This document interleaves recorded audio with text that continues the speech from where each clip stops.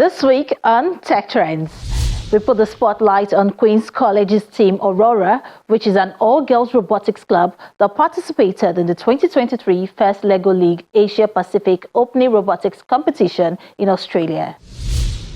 And then there's my interview with Dayo Adesonya, Head of Tech Innovation at Cloud and Prem, and we talk about the rise of generative AI and the concerns surrounding its use.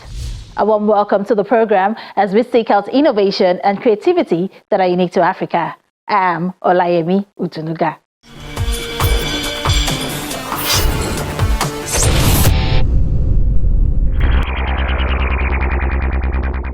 We need technology in every classroom and in every student's and teacher's hand, because it is the pen and paper of our time, and it is the lens through which we experience much of our world.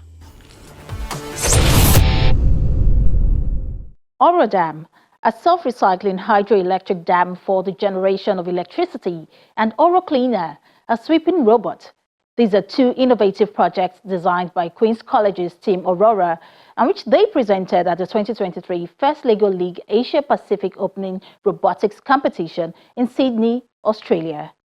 The girls were the first to represent Nigeria at the championships.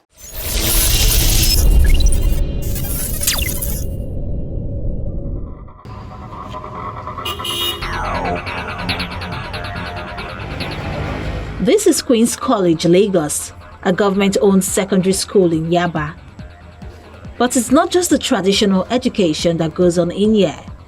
The school has a STEM and robotics club codenamed Team Aurora.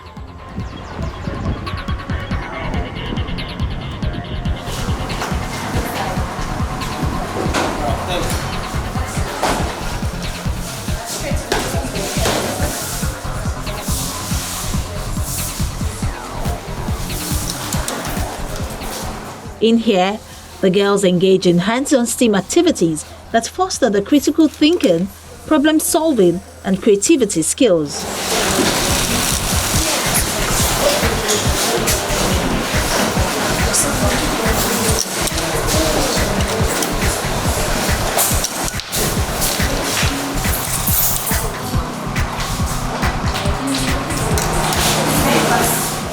It is also in this room that the girls came up with an innovative project that they presented at the 2023 First Lego League Asia Pacific Opening Robotics Competition in Sydney, Australia.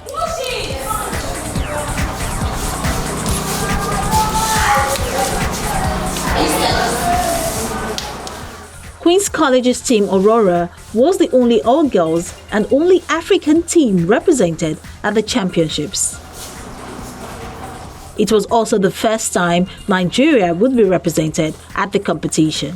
We didn't come back with a cup, but we go in there, we were winners. Like, we came back as winners because we being the only African schools there is a lot. So we took ourselves as winners, even though we didn't carry any cup. But the fact that we went there, we experienced a lot, and we came back, we are winners. The team had developed a solution based on the designated theme for the competition, Super Powered. Superpower is all about finding the solutions and problems based on the transmission of electricity. So we researched on how electricity is transmitted, how it's generated. We actually found out during our research that there are actually three processes of transmitting electricity: the generation, the regulation, and the transmission. So we came up with an innovation project, Oro Dam, which is self-recycling, and it uses water as its renewable energy. We use this project to solve the problem of the epileptic power supply in Nigeria. This project is actually affordable, is mobile, and it's detachable. We can move it anywhere, and it runs on water, which is renewable energy.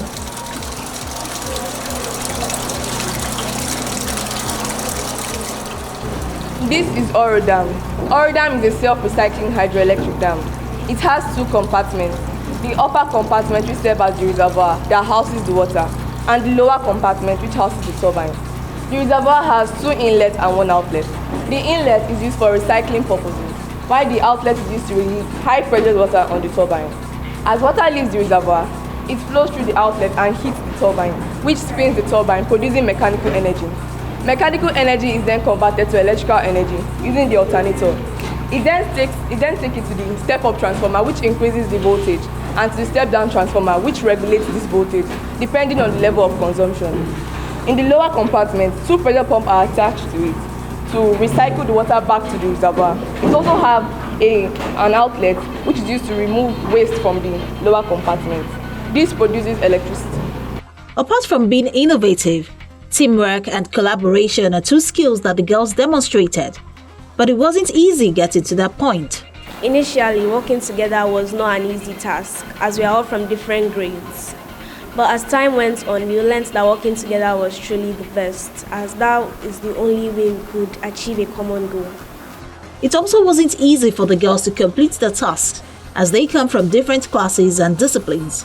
But with their dedication and passion, they were able to work together.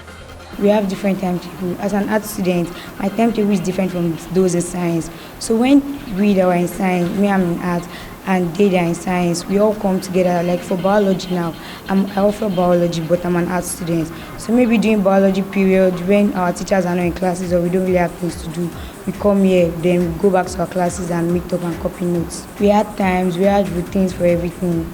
We always have the time, even though we come here, we don't allow it to affect our studies, because during CAs, we give ourselves break, like especially during period that we're having tests, we didn't come for some particular period of time, and after our tests, we came and we still embarked on the journey.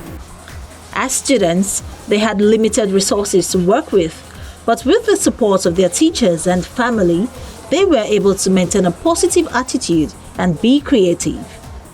We had different challenges like building the oil dam. When we were building the oil dam, the materials were either not enough or they were too bulky, or we could not fix the wires. Those are challenges that we faced when we're building the oil dam. We had to solicit for funds from our principal, and she helped us to the extent that she could by supplying us with kegs. And for the rest, we decided to improvise.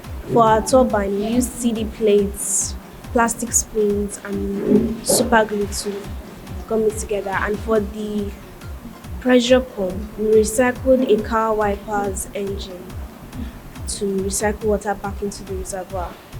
For the whole structure of Orodam, we had to use one of our tables we had to break one of our tables down and reconstruct it into the present wooden structure of Orodam. Our parents encouraged us because this world we are now is full of technology and nobody wants their child to be lacked in anything. So our parents supported us in different ways. We got encouragements from our friends, and we were so glad that we went for the competition and we came back as winners. Exposing youngsters to STEM education is the first step when preparing them for the future of work. And by making it a part of their school curriculum in Queen's College, these talented young girls have been put in the spotlight as they showcase what their innovative minds are capable of.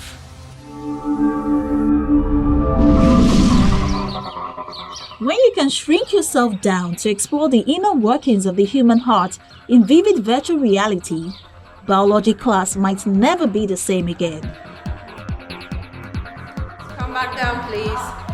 Pupils at Redham House School in Berkshire, England, are using VR headsets to enter the metaverse for a variety of interactive lessons, from getting up close and personal with a woolly mammoth to manipulating the planets of the solar system. We were doing a space topic and that was perfect. So we learned about the solar system, planets, what's a star, what's a satellite. That's a good setting. Biology is very well suited to the metaverse because we can explore things like from a cell and how things work in terms of diffusion and the inner workings of a cell, all the way up to looking at a heart. You can have a big beating heart and you can see the flow of blood through it, and you can understand the chambers and the valves. It's literally walk through a heart, things like that. So yeah, really, really useful for children's deeper understanding of what they're studying. The retention is fantastic. Once they've seen something, they'll remember it. And there's a deeper understanding because they can manipulate an object, they can see it from all sides, they can see how it works, they can see the function, and so they really get a deeper, better understanding. The experience in the science classroom was amazing. It was really cool how I got to kind of put the heart in a different place, because if you were in a normal classroom, you can't do that, and the fact that there's so many things that you can't do normally in the metaverse is amazing, because there's so many opportunities to try new things, and yeah, I really enjoyed the experience. The Metaverse School is being developed by Inspired Education Group, using the prestigious physical Mouse School as the virtual reality location for global students. Yeah, right where we are now. Ashley Harold, CEO of Online Schools, says the pilot project will be accessible from anywhere in the world by students who are a part of the Inspired Education Group.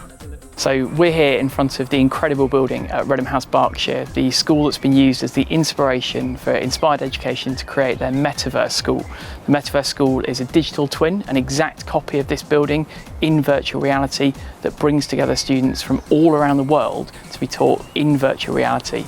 So 84 different schools in 24 different countries, the students from those schools joining together inside a virtual version of this building in order to learn and enjoy their work together. Subjects including science, history, art, and geography are all brought to life with students working together in virtual reality. Set in over 100 acres of countryside west of London, the imposing Victorian mansion that now houses much of the school dates back to the early 19th century.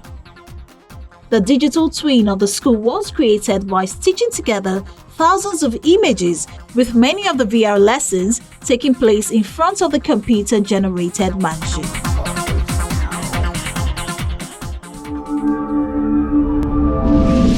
Bran Chang is a 22-year-old computer science student of Stanford University. He had a hackathon event coming up and felt inspired to develop a ChatGPT-enabled lens that can apparently make you better at flirting, better at job interviews, and just generally give you a better personality. So, he grabbed an augmented reality eyepiece, his laptop, and recruited a few friends to his dormitory. Together, over a few hours on a Saturday, they coded what he calls ReGPT. ReGPT basically uses AI to provide you charisma on demand. And so it listens to your current ongoing conversation, and it tells you exactly what to say next, whether you're on a date or you're doing a job interview. ReGPT is a software that uses OpenAI's ChatGPT, which can generate human-like conversations based on user prompts. Chang built it using an augmented reality monocle designed by Brilliant Labs that features a camera, a microphone, and an internal projector screen where words can be displayed. Since the monocle is open sourced, Chang could modify the firmware and internals and code it to his liking. He coded ReGPT to monitor conversation through the microphone and transform that conversation to text and send it via Wi-Fi to ChatGPT to generate a response. A charismatic response is sent back to the monocle, where the text is displayed on an internal screen that the user can then read. In a demonstration, Chang is seen pressing record on his computer and responding to the question, "What do you see as your biggest weakness?" which he responds to by reading from the monocle. I believe my biggest weakness is that I can be too hard on myself sometimes. I'm always striving to do my best, and sometimes that can burn myself out. During a later recording with his phone, Chang responded to a friend asking a similar question, and the text appeared on the bottom of his monocle. It read, "My greatest weakness is that I get too focused on the details of a problem and find it difficult to take a step back and see the bigger picture." Chang says there are no plans to commercialize ReGPT. Instead, he just wants to show what's possible with the technology. Yeah, I think it's mostly like a passion, personal kind of project. And the goal here is not to kind of immediately commercialize into a product, but just to show people what the future might look like. When asked if he was concerned about users over-depending on ReGPT, he considered it is a risk, but not the goal. Yeah, I think that's definitely a risk that we've thought about. And the goal is not for it to replace the role of you in the conversation, right? It's merely meant as this sort of assistive aid to help you think about things that you might have forgotten. For example, if you're in a job interview and they ask you about past experiences, right, it might resurface things that you've done in the past. The current model of ReGPT is strictly a prototype, and like most prototypes, Chang says it still encounters bugs that can make the text formatted in a difficult way to read.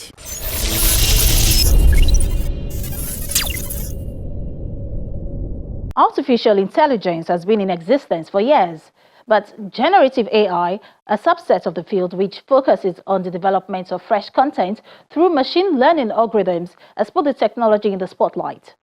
Within seconds, the model can generate text in response to user prompts like it has been authored by a person.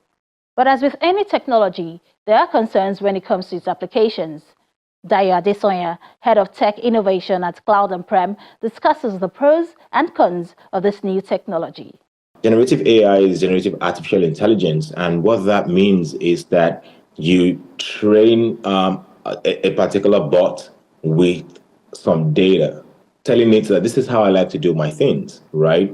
And then after it has learned for a while, then it begins to take that pattern and it begins to do things like it were you. Now, if you trained artificial intelligence, for example, with episodes of tech trends, you will begin to see that AI can now generate its own episodes of tech trends and keep it going like that. That's what it means, and that's why it's interesting, because the same quality or even better quality of work will be done without you putting in that much energy anymore. So why it's a hot topic right now is the amount of impact that it's having around the world, both the positive and the negative side, and the interesting type of supercomputers that are powering these models. And what can this type of technology do that makes it so fascinating? Yeah, what makes it fascinating is you being able to see the impact, the amount of work that AI puts into place to ensure that this new thing is generating looks exactly like what you can do, or something even better than what you can do. For example, you find out that people who are using AI in a good way, somebody was able to train their dying father's they were able to train AI on their dying father's voice and his voice patterns. And then afterwards, they were able to connect that to bedtime stories that were able to, the grandchildren were able to listen to their grandfather even if he wasn't around anymore. So those are the kind of fascinating things that you can find out that AI can do. And it's really, really interesting the way things are going. Already, people have concerns about artificial intelligence leading to job displacement and unemployment, and the adoption of generative AI will only shrink the job market further. Do you think we need to soft pedal on the use of these technologies? When we look at soft pedaling, that's a great question, by the way. When we look at soft pedaling, the way I look at everything is to look at the 80-20 rule, right? What's on the 80, what's on the 20? How much of an advantage is AI bringing us compared to whatever the disadvantages are? And when you begin to talk about, job losses and things like that, I think that the right way to think about it is to ensure that governmental bodies are very quick to begin to train people towards the right amount of skills, the types of skills that will keep them relevant in the market, which will be skills where artificial intelligence may not exactly be able to get people to lose their jobs. That's one thing. Also, in the other areas as well, let people begin to understand what artificial intelligence can do in their own area of work, and be the first set of people that jump on and learn that, get that extra skill. I think that artificial intelligence would, cause some job losses, but also it will create some new jobs. So to say that in a different way, I think there's just going to be a shift in the kind of skills that are needed in the market. And as long as people are willing to shift in that direction, then people should be okay. Dayo, some weeks back, there was the AI for Good conference in Geneva, which was the world's first human robots press conference. And the humanoid presence gave, mixed responses on whether they should submit to stricter regulations. my question, Dayo, is where are we regarding the ethical development and regulation of artificial intelligence, as well as appropriate structures that can be put in place to govern the technology? Thank you very much. So, generative AI and the whole of the AI space is something that just really, really came to the forefront of everyone sometime in late 2022. It's always been in place, but people did not really know a lot about it except those that were in the tech field. However, I'd say that regulatory bodies they're catching up. They're catching up because for you to regulate something, you need to understand the nitty-gritty of the technology behind it. You need to be able to take an unbiased stand. But as it were, it still looks like many of these research companies or the companies that are putting out these models are the ones who are currently educating the market. And until the government is able to catch up to that, there is almost nothing. I don't think they'll be able to put any effective measures in place because they now have to ride on the backs of the organizations who are putting out these models, and the organizations that are putting out these models are they're incentivized by their own revenues that they're trying to make. So how do we really ensure that ethics the ethics remain the main consideration as we put these regulations in place? Government should be able to take an unbiased stand and ensure that things are done properly. But for now, I think that a lot of governments around the world are still catching up and ensuring that they're able to classify what's good for the government, what's good for their economies, and what's bad, and then be able to put the right measures in place. But I think that is not too far from now that all of those regulations will come in place. And what's next for generative AI and the whole of the artificial intelligence space? That's a very open-ended question because it's unbelievable what's coming. In the future, it's unbelievable. Look, myself, I created something little that is helping people not touch their social media strategy. And this AI model is thinking up the content for them and posting it without them actually doing anything. That is one thing. Imagine other things that can happen in the world of medicine. You look at precision medicine, for example, there's something we call genomics, where they're able to break down the details of everyone's genetic makeup and they're able to sequence people's DNA to be able to understand what is really unique to them. That is a lot of work to do, and it takes a lot of hours to do that. But with AI, maybe they'll be able to do things better. And when I say precision medicine, that means that, whatever it is that is giving one person a headache can be unique to that person based on that person's genetic makeup. And that means that, since everybody around the world has a different genetic makeup, that means that, maybe one treatment for everyone may not be what works effectively.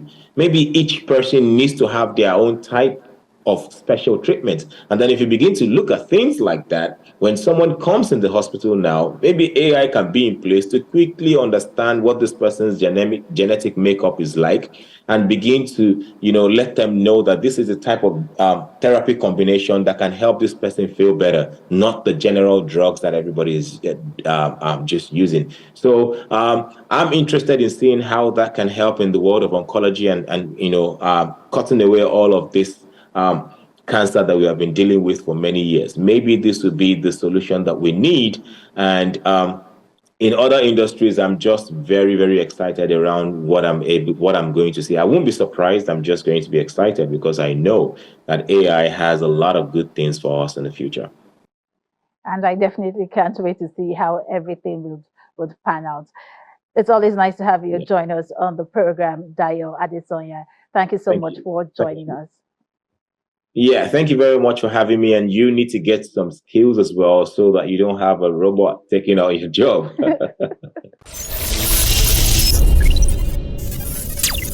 But that's all we have for you on our lineup this week. Thank you for staying with us. But as always, Tech Trends is here to share insights, trends, and developments happening in the tech space, from startups to big techs and, of course, inventful thinkers. If you missed any part of the program, you can always catch up on the Channels TV YouTube accounts where we have all of our episodes, and I encourage you to watch, share, and like your favorite editions. For Tech Trends, I'm Olayemi Odunuga. I'll see you next time.